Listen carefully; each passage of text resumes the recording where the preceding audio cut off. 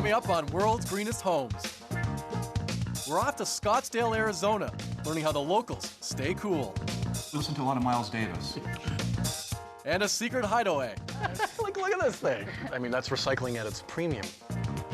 In Colorado, We kind of like keeping the old house as opposed to tearing it down.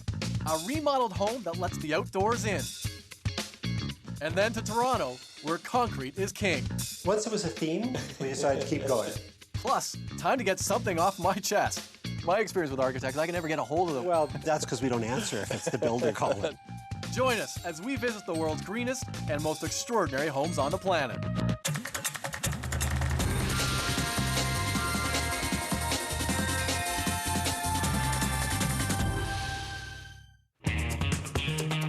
Arizona, where the Sonoran Desert stretches over 120,000 square miles. It's one of the hottest climates in North America, but also one of the best for harnessing the sun's energy.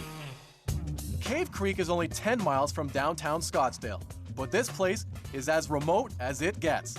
So it's no wonder that the 3,000 square foot home feels like you're looking at an eco-mirage. But with 2 bedrooms and 2.5 baths, it's no illusion. This avant-garde home was designed for some pretty sweet living. First thing that's noticeable is the huge wall of rock and sand texture tiles. Around the corner is its spacious kitchen that looks like it's had its share of great parties. And down the hall, away from it all, is the peaceful master bedroom and bath, where soaking in amazing views takes on a whole new meaning. In the dusty, sun-drenched terrain of Cave Creek, you'll find a newly built home that manages to combine the best of the Old West with the newest eco-modern designs. Graphic designers Fred Daniel and his wife Stacy chucked their California lifestyle, and for good reason. We had kind of a small house, no views, and it was kind of confining. And the house was built in the late 50s, so it wasn't a tight home, had a lot of leaks. So they hightailed it to Arizona to start a new life. Fred, how are you? Good, how are you? Hey, John, good to see you. Modern desert living, is that what this is called? Yes, it is. When I walked in, I noticed a tiled wall on the exterior, and you've carried it right into the interior. Instead of putting the Brazilian rust slate on the floor where you would typically see it, we decided let's do something a little unusual and have it on a vertical space, and I think it works out really well. The colors bring in all the natural desert rocks that you see around here, so we wanted primarily to have the house blend in with the environment, but make it a modern and contemporary feel. To me, this doesn't say desert greenhouse. This is very contemporary, very different. I guess I had a preconceived idea of what a green building would look like. It might be a cave somewhere, kind of Fred Flintstone-like, thick walls, small windows. So the only connection with Flintstone is just your first name, Fred. I mean, that's about it, because this is not a typical Fred Flintstone kind of house. Stacy, tell me about the floor plan. I wanted the floor plan to flow and be fluid as you moved throughout the house. The kitchen is open, dining room's open, and the living room, but they're all set at angles to each other, so there is some privacy, but it's very open. You talk about angles. When you looked at the exterior of this, there's all kinds of jogs and setbacks and interesting roof lines. This house has a lot of angles to it. Is there a real design reason for that? Some of the wing walls, the ones that kind of pop out, those are put in to stop sun from directly shining in windows. In terms of the elements you use, how do you keep this house cool? Well, we listen to a lot of Miles Davis. It keeps it very cool. We have 2 air conditioning units, and they're running sometimes, not a lot. At nighttime, the weather is nice and cool, so we open up the windows and let a nice breeze come through. You mentioned Miles Davis, and right away I'm looking at the cool disco ball. You know, I've had that mirror ball since I was about 18. I've said, you know, someday I'm going to have a place to put that. And when we built this house and looking at the floor plans, I said, Stacy, that's the spot Yeah, for the that mirror was your ball. deal breaker. You had to have that mirror ball. I know this is bamboo. What's down here? This is soy stained concrete. Soya stain. That sounds like organic. Very much so. And the color choice? I wanted something that looked like a deep, rich chocolate leather color. A leather concrete floor. That was the choice. Uh-huh. Yeah. The actual decision for bamboo, was it because it's such an eco-friendly material to use, or do you just really like the look of it? I think both of those. In this environment, we pick up a lot of sand and dirt on our feet, and I've kind of noticed that it scratches a bit, but it's something we're getting used to living with. But this kitchen would be easy to get used to. 2 completely different colors in terms of countertop surfaces. Throughout the entire kitchen, the lower main portion is made out of Techna stone, which is composite. It's got recycled glass in it. I didn't want anything very busy. I just wanted something that had a clean, smooth line to it. This top piece is granite. It's called Verde Fantastico, and we just fell in love with the color. The color of the countertop ties in with your cabinetry. What is the material for the cabinetry you chose? It's alder. Alderwood is a fast-growing, renewable resource. But for Fred, he's got his eye on something else. Being able to sit here and sample the foods that Stacy's creating. Okay, so really this is your domain in that chair right about there? Right there. Over to the fridge where the beer is. These windows are positioned to take advantage of passive solar while keeping the heat outdoors. And that's just where we're heading with Fred and architect Doug Edwards. The process went well for you guys? Sure did. Oh, yeah. Are you happy with the way this house was designed and the way it looks? Oh, completely. I love the angles. It got kind of a winged feel to it, almost like it's going to take off. The home is made with Ac3 concrete and doesn't emit any pollutants or toxic waste. What they do is they batch up Portland cement, silica sand, and a little bit of aluminum in water. They pour it into a mold, it rises like bread, and then they put it in an oven and bake it. And it comes out as a solid block. It's fireproof, it's soundproof. Bug-proof? It's bug-proof. Bug-proof, I mean, is that a problem out here? We've got scorpions, bottlenose bugs, you name it. All this bug talk is getting creepy. And speaking of creepy... Master bedroom, I presume? Yes, it is. With a friend? That's Flo. That would be Flo, yeah. She lives with us. Okay. Okay, and why not? As long as I've known Fred. I think that was his first girlfriend. Yeah. Let's go take a peek at the bathroom. Okay, this is paradise for you. This is a spa-like bathroom. This is a wonderful bathroom. It's gorgeous. It's beautiful. We've got an east exposure vista of cactus and the mountains. Okay, and you have a, it's like a doorbell. That's our hot water recirculation pump. And So I just pressed it. What's going to happen? The house won't explode. You're okay. When you push the button, it sends a signal to the water heater and it said, okay, get the hot water going. And then turn the hot water on, and the hot water's right there. It stops you from wasting a lot of water when you're running cold water waiting for it to get hot. And speaking of not wasting anything, you got a little, like, 2x2 cutout there. Well, there's an area above our kitchen that's open to the ceiling, and we thought, wouldn't it be a great place for cats to hang out? So we decided to cut a hole in the ceiling to make an access. You gotta be kidding me. And they literally, like, they crawl up there all the time? All or? the time. Going one step further, Fred built his babies a catio. That's right, a catio. So the catio really does get used. Sure does. Look at this thing. Wow, this is quite the structure. It's all different here in Arizona.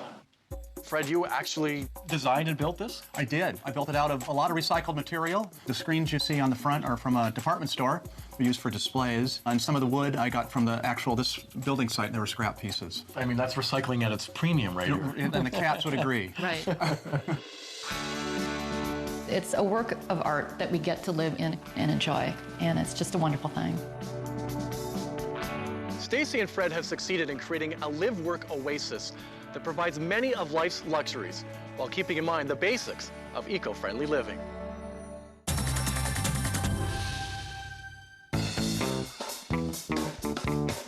Nederland, Colorado is a charming mountain town nestled in the foothills of the Rocky Mountains. Enjoying more sun than even Miami, this laid-back community is working hard at preserving an eco way of life. We're just 15 miles west of Boulder, where people just love the outdoors, and that's evident here as well. This small 1940s bungalow more than doubled its size in 2006, expanding from 900 to 1,900 square feet. Architect Rob Pyatt, his wife Heather, and their two kids Zephyr and Odie were busting out of their small home. I was an architecture student at the time, so we were definitely trying to do this on a tight budget. And that meant remodel and not rebuild. We kind of like the idea of keeping the old house and recycling materials and trying to improve on what we had. So this is our main living space, and it's the original home. We decided to open it up as much as possible, so we put in the glass.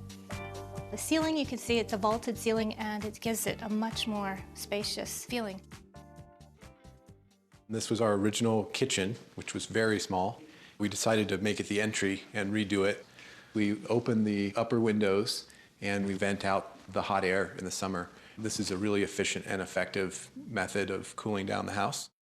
These locally made windows let in a tremendous amount of light and have a smart design. It's a fairly sophisticated glazing system specific to its orientation.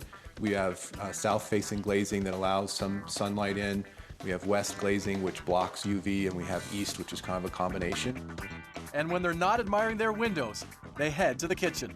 It's definitely our favorite room in the house, and we put a lot of time and energy into designing it. The idea behind it was to create a very open, casual eat-in style kitchen that was very functional. We also wanted to have a very warm kind of tonality to it, so we chose a lot of plywood and wood countertop to kind of contrast with the stainless steel and the concrete. We used recycled wood for the cabinets and countertop. The heating system is in the slab. It's a radiant hydronic system, hot water pumped through tubes embedded in the slab. It's a very efficient heating source. And the floor itself is concrete mixed with a recycled coal byproduct called fly ash, making it very strong. This is our master bedroom. The original house didn't have very good lighting, so we rewired and put in a track light. They've made the master bedroom very comfortable with 100% natural bedding and added this one-of-a-kind organic wool carpet. This is our master bathroom, and it's the original 1940s bathroom. We put in a few new fixtures. There's a skylight in it now, and redid the floor. The cork tiles that we use for the floor, they are offcuts from the bottle top industries, and you use them as you would a mosaic tile. They're waterproof, but it's great with the kids. It's non-slip, and it's really soft. The exterior is really different. This rain-proof plywood covers the prefab straw panels. But hey, how does it work? It's a super insulated wall, and the acoustic insulation is quite good as well. The cladding of the house was a design project in itself. We've tried to experiment with common materials that were inexpensive but were able to resist weathering. Like this slick Galvalume metal siding. Not only cool to look at, it's got a zinc coating that doesn't corrode. The entire home is designed to use every bit of space, including the backyard. I think this is probably one of my favorite spaces. It works as an outdoor dining room. It almost doubles the size of our living space. Yeah, it really does facilitate an indoor-outdoor lifestyle for us here. We kind of intentionally kept our house small so we could feel this big lot that we have. While the garden is about to be planted, it's only one piece of their plan. We've designed the backyard really as an urban farm. We're just about to the season for planting. We're integrating a series of raised beds with an urban hen coop. Ultimately, we wanted to have this contemporary home with a very organic and natural kind of landscape, kind of intermixed. And they've done a great job bringing the farm to the city. That constant connection and flow between indoor, outdoor, and the idea that dirt's not a bad thing necessarily. I think we should all be invested in our environment and in our community, and being able to create your own living environment, your own home, ties you to that home. I mean, it definitely gives you an emotional connection to the place. There's no denying Rob and Heather have made that emotional connection, personally designing their environmentally conscious home to fit in perfectly with their love of the outdoors.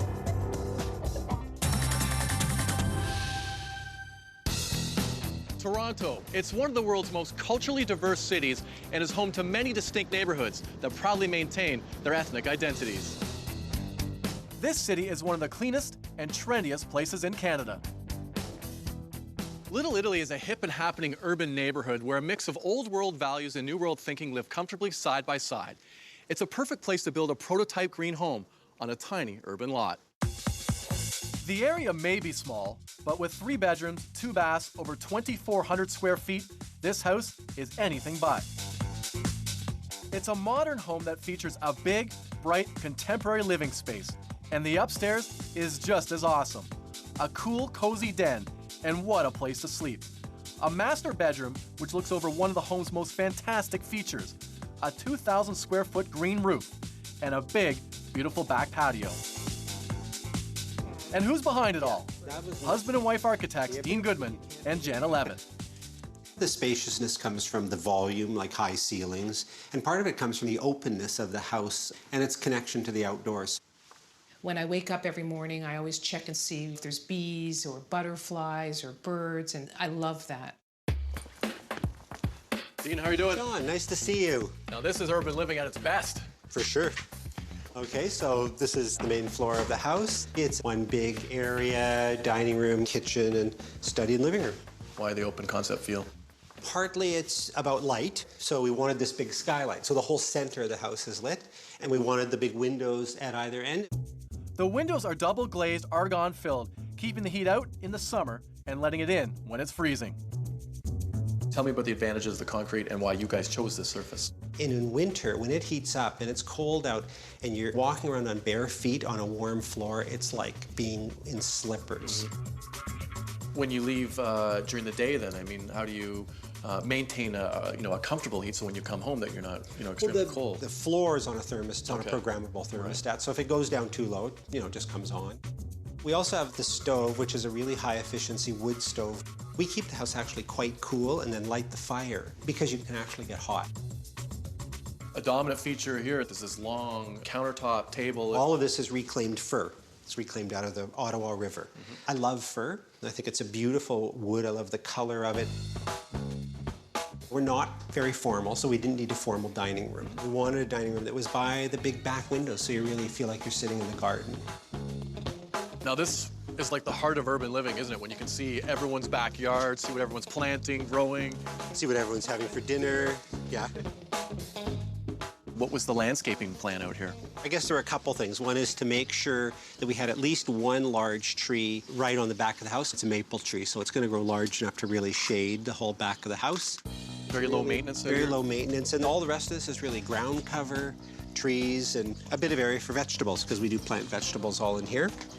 When do two architects have time to do those kind of things? You guys are too busy, aren't you? Because my experience with architects, I can never get a hold of them when I need them. I need a detail on a drawing, and you guys are nowhere to be found. Well, that's because we don't answer if it's the builder calling. That's right.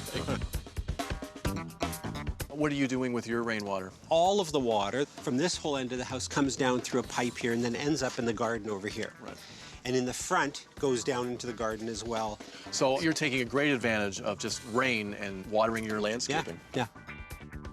And what about building in such a tiny space? I mean, this is what, 20 feet? Just over 19 and a half feet. There's about an inch between our house and both of the neighbors' houses.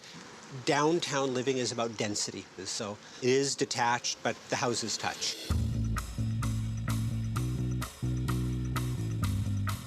So this is the master bath? This is the only bathroom.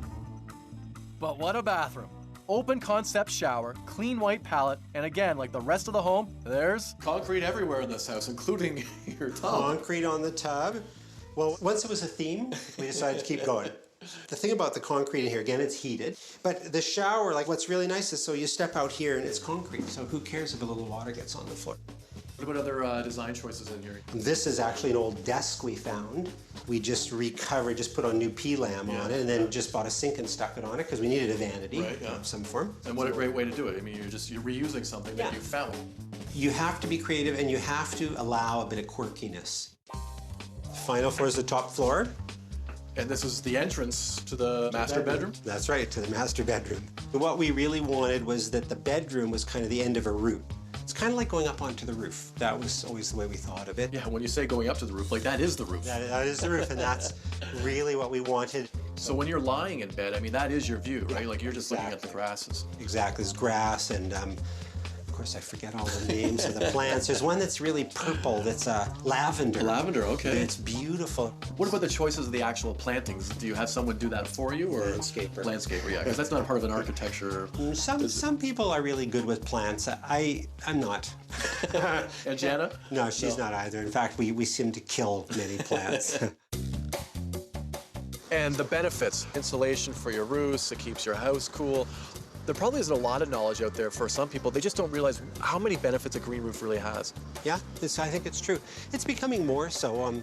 The city of Toronto has just passed a bylaw now requiring larger buildings, commercial and industrial buildings, to all have green roofs. And that's a really good step. Through trial and error, this couple weighed the pros and cons of every eco-element and designed a modern home full of creativity and quirkiness. Just curious how this type of building has been received in this area. After the house was built, I was standing out here and there was this very old Italian woman kind of looking in the window before we had these guards on, so you could just see everything. So I asked her, what do you think? She didn't know I lived here, and she said, oh, it looks like a bathroom. So then I told her I lived here. She started laughing, and she was actually really, really nice about it.